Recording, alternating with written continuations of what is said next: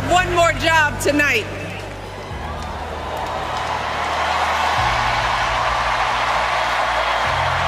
Yeah, one more job. You all, thank you for all the love, but it is now my honor to introduce somebody who knows a whole lot about hope. Someone who has spent his life strengthening our democracy, and let me tell you, as someone who lives with him, he wakes up every day, and thinks about what's best for this country. Please welcome America's 44th president and the love of my life, Barack Obama. Thank you, thank you. Thank you, everybody, thank you.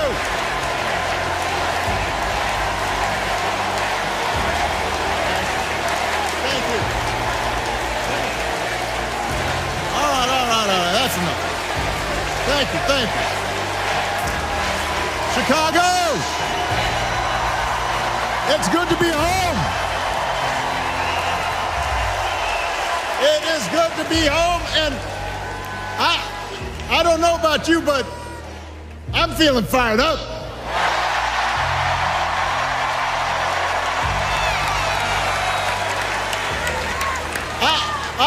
I am feeling ready to go.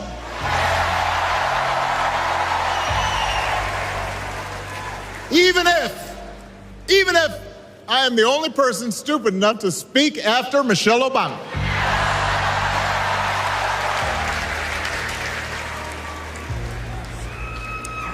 I am feeling hopeful because this convention has always been pretty good to kids with funny names who believe in a country where anything is possible. Because we have a chance to elect someone who has spent her entire life trying to give people the same chances America gave her. Someone who sees you and hears you and will get up every single day and fight for you. The next president of the United States of America, Kamala Harris.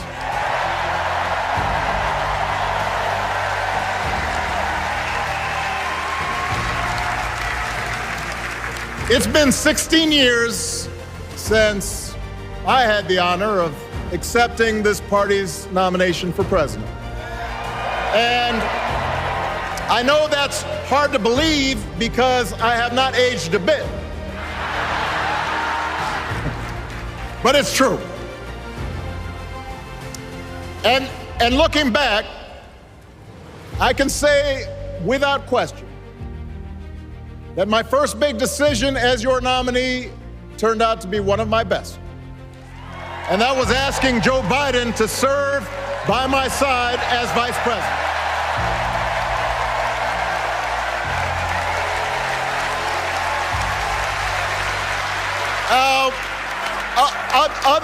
Other than some common Irish blood, Joe and I come from different backgrounds, but we became brothers.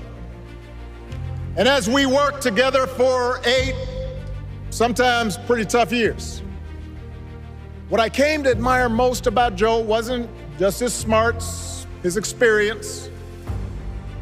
It was his empathy and his decency and his hard-earned resilience, his unshakable belief that everyone in this country deserves a fair shot.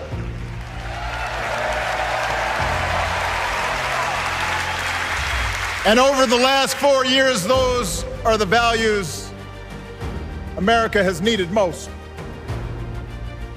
At a time when millions of our fellow citizens were sick and dying, we needed a leader with the character to put politics aside and do what was right. At a time when our economy was reeling, we needed a leader with the determination to drive what would become the world's strongest recovery. 15 million jobs, higher wages, lower health care costs. At a time when the other party had turned into a cult of personality, we needed a leader who was steady and brought people together and was selfless enough to do the rarest thing there is in politics, putting his own ambition aside for the sake of the country.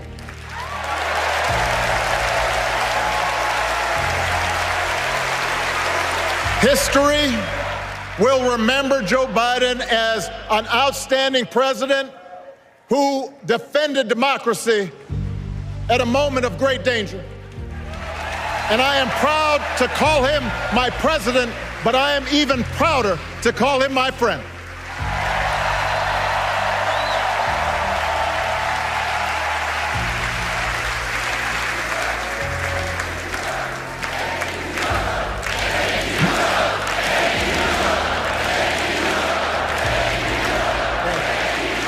Now, the torch has been passed. Now it is up to all of us to fight for the America we believe in. And make no mistake, it will be a fight. For all the incredible energy we've been able to generate over the last few weeks, for all the rallies and the memes, this will still be a tight race in a closely divided country. A country where too many Americans are still struggling. Where a lot of Americans don't believe government can help. And as we gather here tonight, the people who will decide this election are asking a very simple question. Who will fight for me? Who's thinking about my future? About my children's future, about our future together? One thing is for certain, Donald Trump is not losing sleep over that question.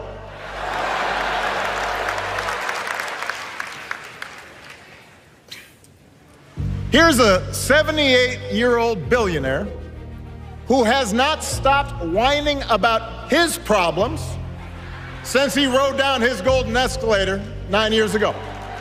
It has been a constant stream of gripes and grievances that's actually been getting worse now that he's afraid of losing to Kamala.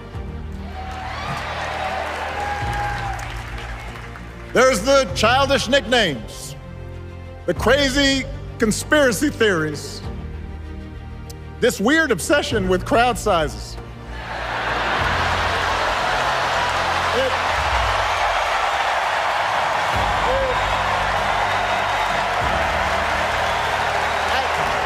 It just goes on and on and on. The other day I heard someone compare Trump to the neighbor who keeps running his leaf blower outside your window every minute of every day.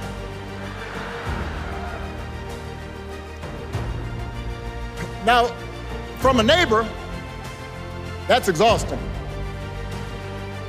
From a president, it's just dangerous.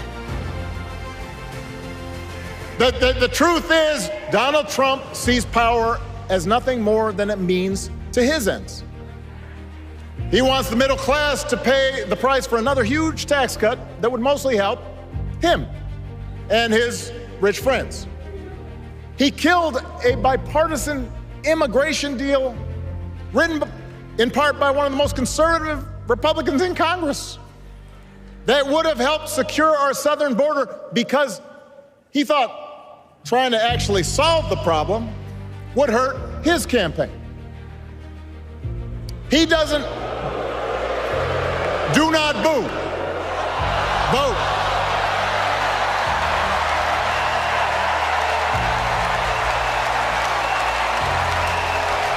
He doesn't seem to care if more women lose their reproductive freedom since it won't affect his life. And most of all, Donald Trump wants us to think that this country is hopelessly divided between us and them, between the real Americans, who of course support him, and the outsiders who don't. And he wants you to think that you'll be richer and safer if you will just give him the power to put those other people back in their place. It is one of the oldest tricks in politics from a guy whose act has, let's face it, gotten pretty stale. We do not need 4 more years of bluster and bumbling and chaos. We have seen that movie before, and we all know that the sequel is usually worse.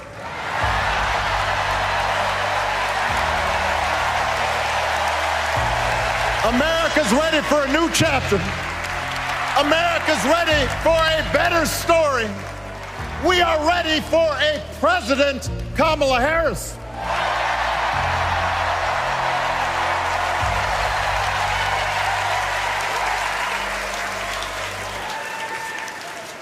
And Kamala Harris is ready for the job.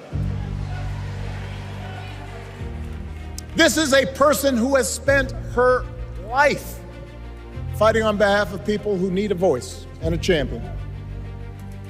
As you heard from Michelle, Kamala was not born into privilege. She had to work for what she's got. And she actually cares about what other people are going through. She's not the neighbor running the leaf blower. She's the neighbor rushing over to help when you need a hand. As a prosecutor, Kamala stood up for children who had been victims of sexual abuse. As an attorney general of the most populous state in the country, she fought big banks and for-profit colleges, securing billions of dollars for the people they had scammed. After the home mortgage crisis, she pushed me and my administration hard to make sure homeowners got a fair settlement. Didn't matter that I was a Democrat. Didn't matter that she had knocked on doors for my campaign in Iowa. She was going to fight to get as much relief as possible for the families who deserved it.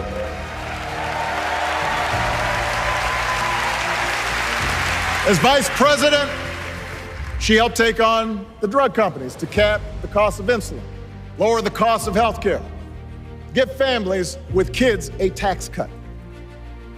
And she is running for president with real plans to lower costs even more and protect Medicare and Medicaid and sign a law to guarantee every woman's right to make her own health care decisions.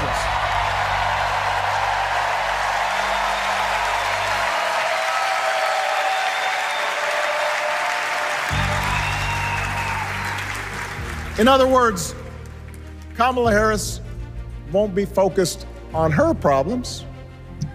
She'll be focused on yours.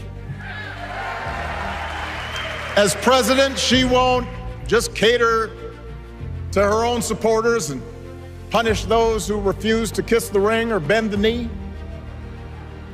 She'll work on behalf of every American. That's who Kamala is. And in the White House, she will have an outstanding partner in Governor Tim Walz.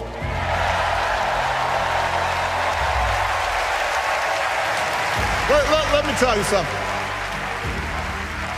Let me tell you something. I love this guy. Tim is the kind of person who should be in politics.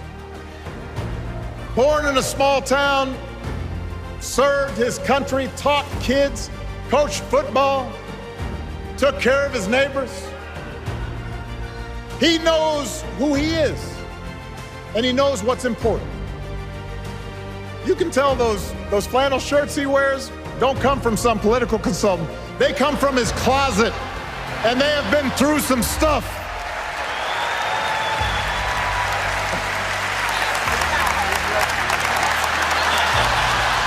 They have been through some stuff. That's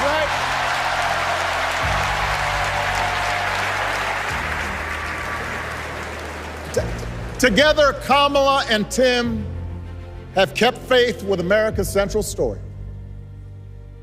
A story that says we are all created equal. all of us endowed with certain inalienable rights, that everyone deserves a chance, that even when we don't agree with each other, we can find a way to live with each other. That's Kamala's vision. That's Tim's vision. That's the Democratic Party's vision. And our job over the next 11 weeks is to convince as many people as possible to vote for that vision. Now, it won't be easy. The other side knows it's easier to play on people's fears and cynicism, always has been. They will tell you that government is inherently corrupt, that sacrifice and generosity are for suckers. And since the game is rigged, it's okay to take what you want and just look after your own. That's the easy path. We have a different task. Our job is to convince people that democracy can actually deliver.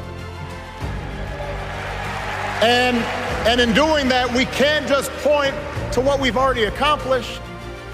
We can't just rely on the ideas of the past. We need to chart a new way forward to meet the challenges of today. And Kamala understands this. She knows, for example, that if we want to make it easier for more young people to buy a home, we need to build more units and clear away some of the outdated laws and regulations that made it harder to build homes for working people in this country. That is a priority, and she's put out a bold new plan to do just that.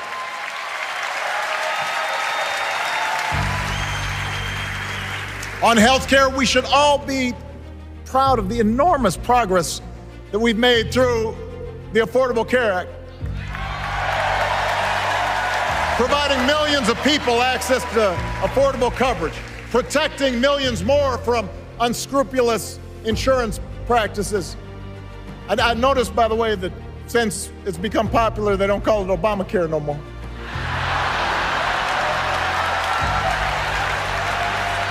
But Kamala knows we can't stop there, which is why she'll keep working to limit out-of-pocket costs. Kamala knows that if we want to help people get ahead, we need to put a college degree within reach of more Americans. But she also knows college shouldn't be the only ticket to the middle class. We need to follow the lead of governors like Tim Walz, who said, if you've got the skills and the drive, you shouldn't need a degree to work for state government. And in this new economy, we need a president who actually cares about the millions of people all across this country who wake up every single day to do the essential, often thankless work, to care for our sick, to clean our streets, to deliver our packages. We need a president who will stand up for their right to bargain for better wages and working conditions. And Kamala will be that president.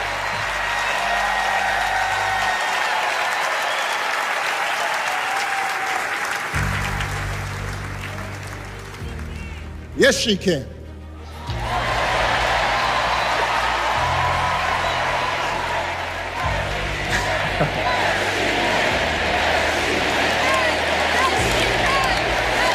Yes, she can.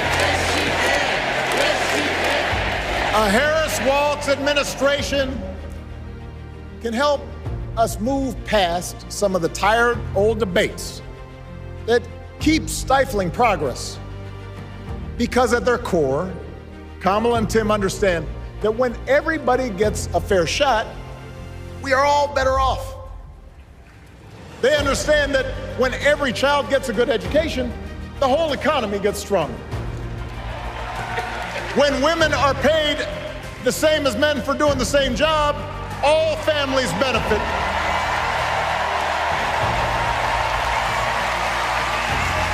They understand that we can secure our borders without tearing kids away from their parents. Just like we can keep our streets safe while also building trust between law enforcement and the communities they serve and eliminating bias, that will make it better for everybody.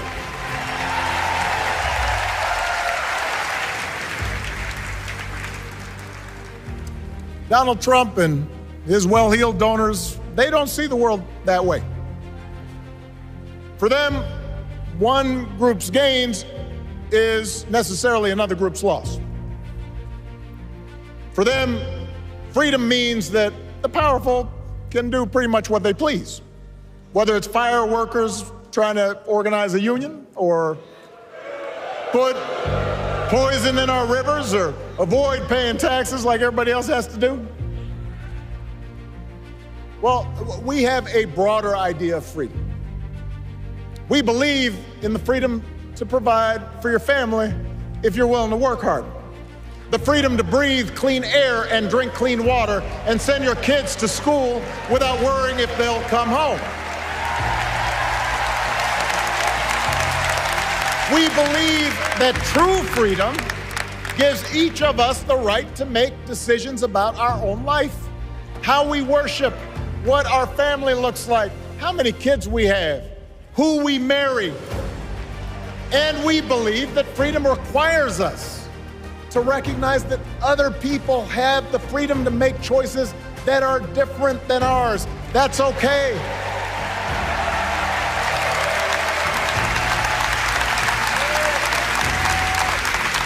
That's the America Kamala Harris and Tim Walz believe in.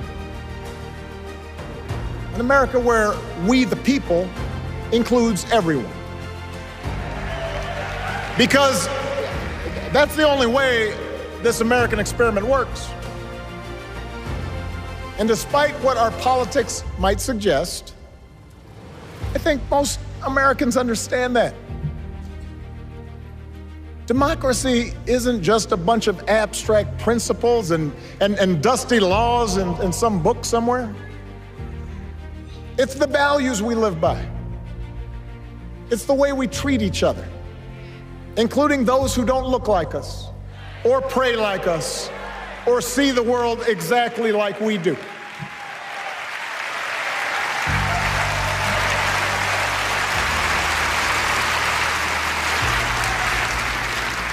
That sense of mutual respect has to be part of our message.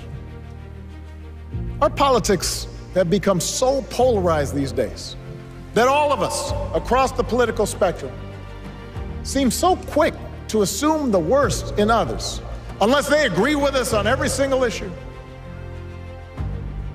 We start thinking that the only way to win is to scold and shame and out-yell the other side.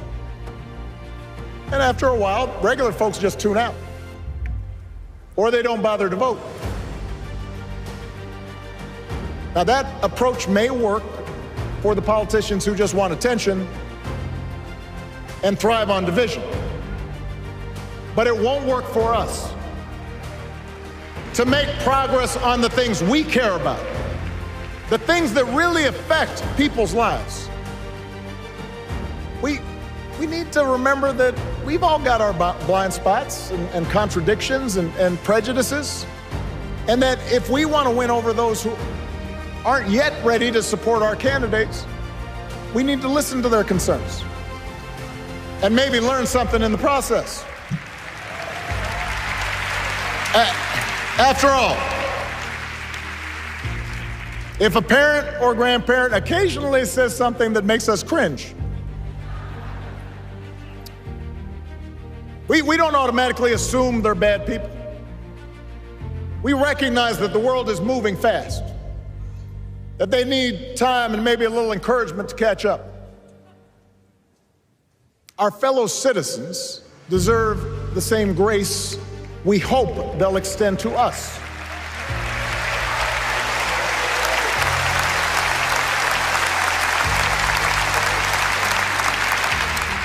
That's how we can build a true democratic majority, one that can get things done.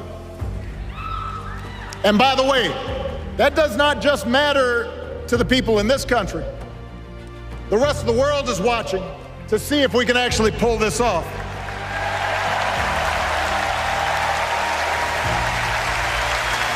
No nation, no society has ever tried to build a democracy as big and as diverse as ours before. One that includes people that over decades have come from every corner of the globe. One where our allegiances and our community are defined not by race or blood, but by a common creed. And that's why when we uphold our values, the world's a little brighter. When we don't, the world's a little dimmer. And dictators and autocrats feel emboldened. And over time, we become less safe. We shouldn't be the world's policemen, and we can't eradicate every cruelty and injustice in the world. But America can be and must be a force for good. Discouraging conflict, fighting disease, promoting human rights, protecting the planet from climate change, defending freedom, brokering peace. That's what Kamala Harris believes, and so do most Americans.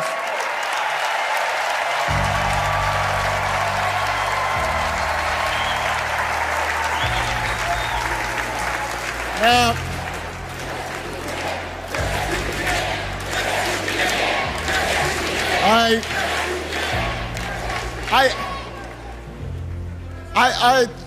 I know these ideas can feel pretty naive right now. We live in a time of such confusion and rancor, with a culture that puts a premium on things that don't last. Money, fame, status, likes. We chase the approval of strangers on our phones. We build all manner of walls and fences around ourselves, and then we wonder why we feel so alone. We don't trust each other as much because we don't take the time to know each other. And in that space between us, politicians and algorithms teach us to caricature each other, and troll each other, and fear each other. But here's the good news, Chicago.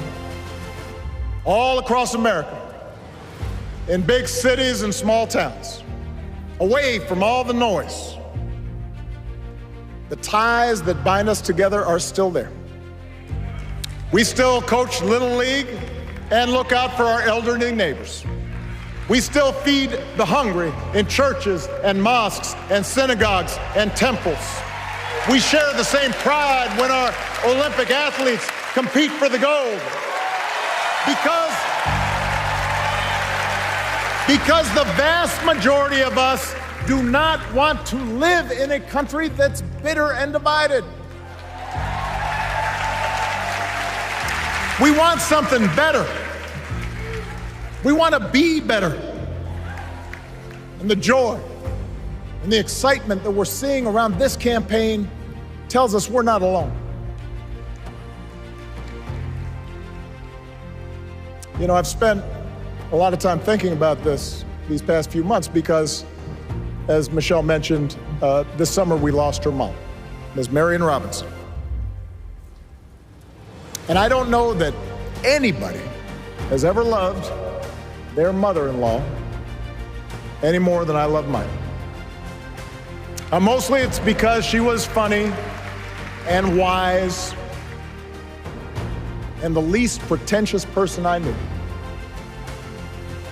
That, and she always defended me with Michelle when I messed up. I'd hide behind her.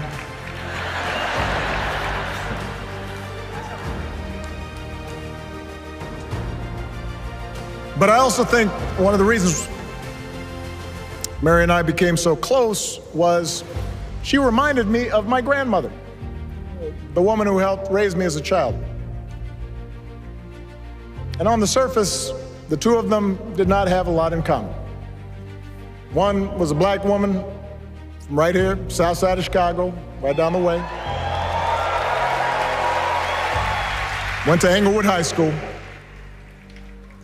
The other was a little old white lady born in a tiny town called Peru, Kansas. Now, I know there aren't that many people from Peru.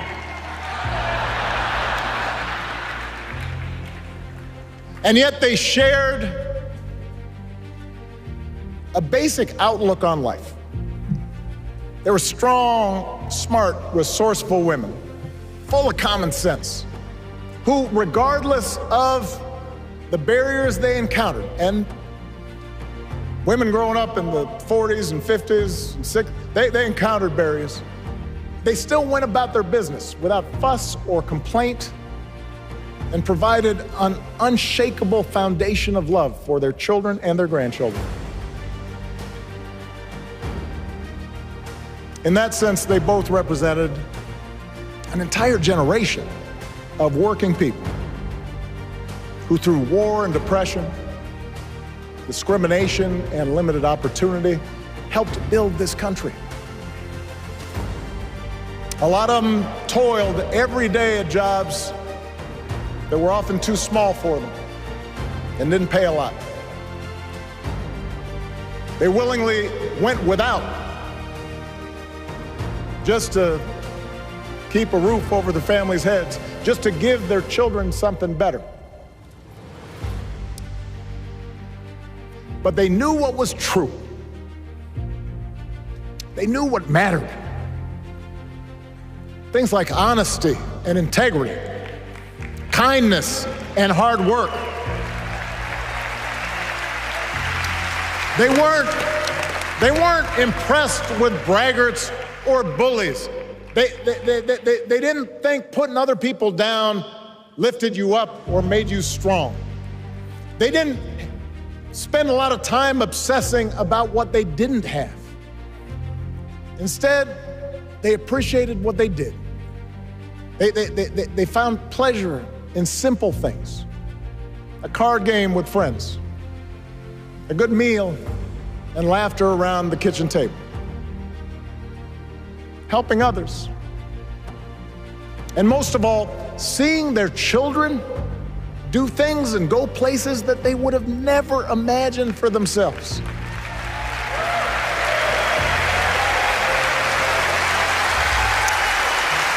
Whether you are a Democrat or a Republican or somewhere in between, we have all had people like that in our lives. People like Kamala's parents, who crossed oceans because they believed in the promise of America. People like Tim's parents, who taught him about the importance of service. Good, hard-working people who weren't famous or powerful, but who managed in countless ways to leave this country just a little bit better than they found it. As much as any policy or program, I believe that's what we yearn for. A return to an America where we work together and look out for each other. A restoration of what Lincoln called, on the eve of Civil War, our bonds of affection. An America that taps what he called the better angels of our nature. That is what this election is about.